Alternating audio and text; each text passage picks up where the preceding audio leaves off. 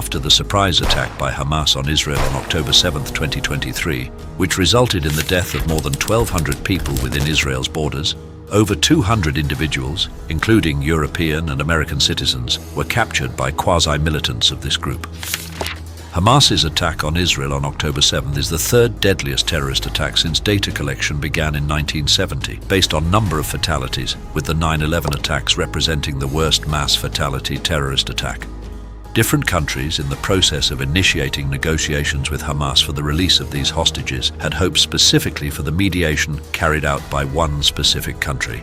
Many Middle Eastern countries, including Egypt, Oman and Kuwait, have aspired and continue to aspire to play a mediator role. However, just one specific country introduces itself as the primary problem solver in the region and an also advocate for dialogue: State of Qatar. Qatar, a small country in the Persian Gulf, has once again taken a prominent position in global diplomacy due to its efforts in mediating for the release of hostages captured during Hamas's attack on Israel. After weeks of destructive conflicts, Qatar assisted in temporary ceasefire mediation between Israel and Hamas, opening the door for the exchange of hostages and prisoners. In these negotiations, on November 22, 2023, Israel and Hamas agreed to release 150 Palestinian prisoners and implement a 4-day ceasefire in exchange for the release of 50 hostages by Hamas. By November 26, 2023, Hamas had released a total of 58 hostages since the ceasefire was implemented, some of whom were foreign nationals, not included in the agreement for the release of 50 Israelis. By November 30, the last day of the ceasefire, 105 non-combatant hostages had been released, including 81 Israelis, 23 Thais, and 1 Filipino. According to Israeli National Information Directorate, 134 people are yet to be freed from Hamas captivity. As of February 2024, it appears that Qatar sees itself in a sensitive diplomatic position, one that has so far worked in its favor and turned this country into a crucial ally for Washington. This signifies a significant success for Qatari mediations with tangible and highly visible results. Israeli and Palestinian families have come together again, and the dire situation of Palestinians in Gaza has, at least for now, improved with the entry of fuel, food, and medicine. Hopefully, this situation will continue. Qatar is a country in West Asia situated on the northeastern coast of the Arabian Peninsula. The Qatari Peninsula shares its only land border with Saudi Arabia to the south, while the rest of its territory is surrounded by the Persian Gulf. The capital of the country is Doha, accommodating over 80% of its population, and its land area is mostly comprised of flat, low-lying desert. Since the signing of the agreement, not a formal treaty, with Britain in 1868 by Mohammed bin Thani, Qatar has been governed as a hereditary monarchy administered by the Thani family. After the Ottoman rule, Qatar came under British protection in 1916 and gained independence in 1971. The current Emir is Tamim bin Hamad Al Thani, who holds almost all executive, legislative and judicial powers under Qatar's constitution. He appoints the Prime Minister and the Cabinet, while an elected advisory council has limited legislative powers and the ability to question and dismiss ministers. Tamim bin Hamad Al Thani, Emir of the State of Qatar. Sheikh Tamim, 43 years old, became the 8th Emir of Qatar on June 25, 2013, succeeding his father. Since taking power, he has made significant efforts to strengthen the country's position. As of early 2017, Qatar's population was 2.6 million, with 313,000 being Qatari citizens and 2.3 million being expatriates. Islam is the official religion. Qatar has the 4th highest gross domestic product, GDP, per capita in the world, and ranks 11th in gross national income, GNI, per capita. The country is placed 42nd in the Human Development Index, HDI, and is the 3rd highest HDI in the Arab world. Qatar has a highly prosperous economy, supported by the world's 3rd largest reserves of natural gas and oil. It is one of the largest exporters of liquefied natural gas, LNG, globally, and the largest per capita producer of carbon dioxide emissions. Qatar's role in mediation in conflicts goes back years. Qatar, as a third-party mediator, has employed diplomatic capabilities of this nature since the 1990s and has transformed them into a significant aspect of its foreign policy. Qatar was one of the first Gulf Arab countries to establish diplomatic relations with Israel in 1996, despite later severing ties after Israel's attack on Gaza in 2009. Breaking this long-standing taboo in the region, Qatar also marked Israel on the map as the first Arab news network to do so through Al Jazeera. During the upheavals of the Arab Spring in 2011, Qatar's support for opposition groups in certain Arab countries strained its relations with leaders of some neighboring Arab nations. This tension led Saudi Arabia, Bahrain, the United Arab Emirates, and Egypt between 2017 and 2021 to cut diplomatic ties with Doha, accusing the country of supporting terrorism.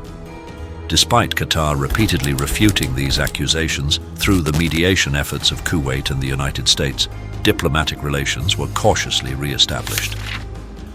Qatar played a crucial role in facilitating negotiations between the United States and the Taliban, reaching its peak with the 2020 Doha Agreement, ultimately resulting in the US withdrawal from Afghanistan in 2021.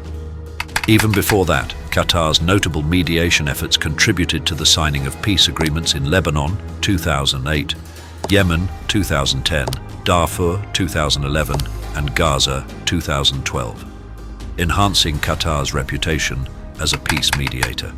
Islamic Republic of Iran and the United States reached an agreement in September 2023, mediated by Qatar to exchange 5 Iranian-American prisoners held in Iran with 5 Iranian prisoners in the United States.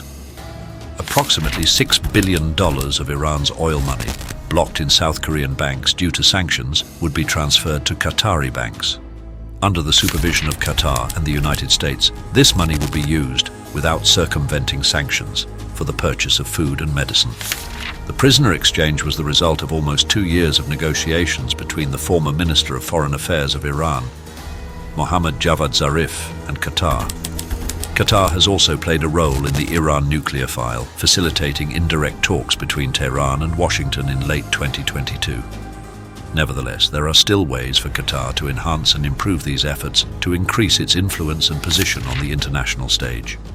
The key to resolving various crises lies in the hands of Qatar's young and low-profile ruler, who declared at the 77th United Nations General Assembly in 2022 that mediation in the peaceful resolution of conflicts is central to Qatar's foreign policy, aiming to strengthen its reputation as a reliable international partner. However, the nature of Qatar's relationship with Hamas remains a subject of scrutiny.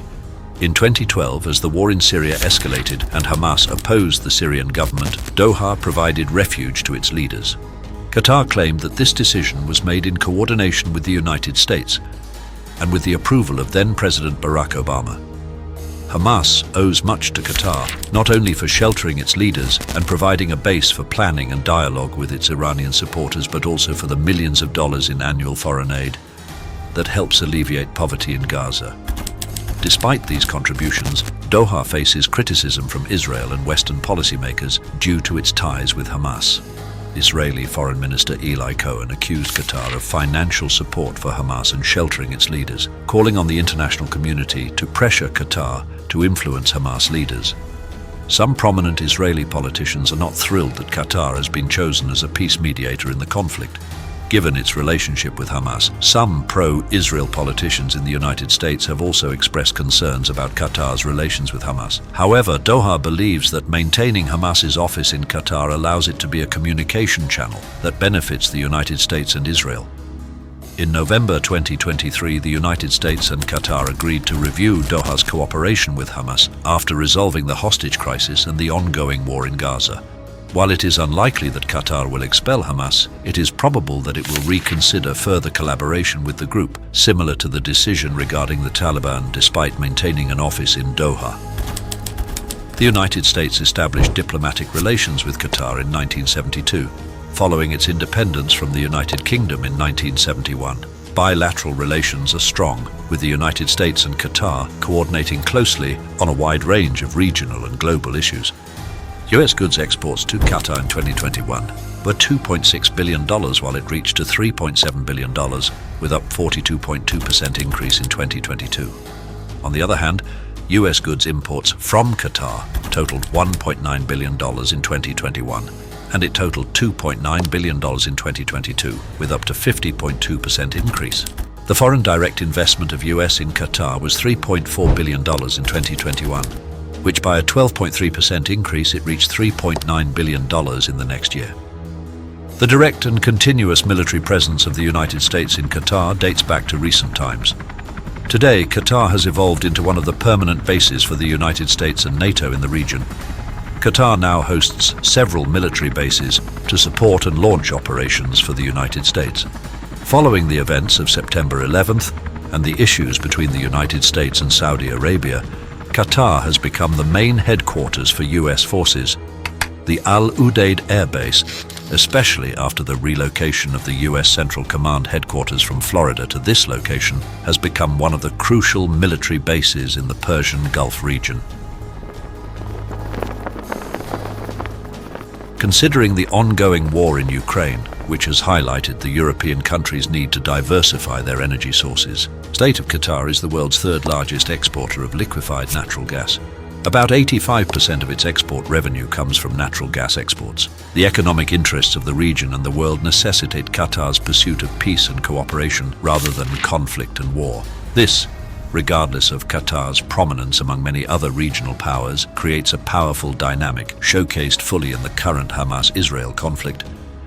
The primary goal of the young and extremely wealthy Thani ruler is to secure a long-term legacy. If he can mediate acceptable conditions for the conflicting parties and save the remaining hostages, this could define Qatar's future role in resolving the world's most challenging conflicts.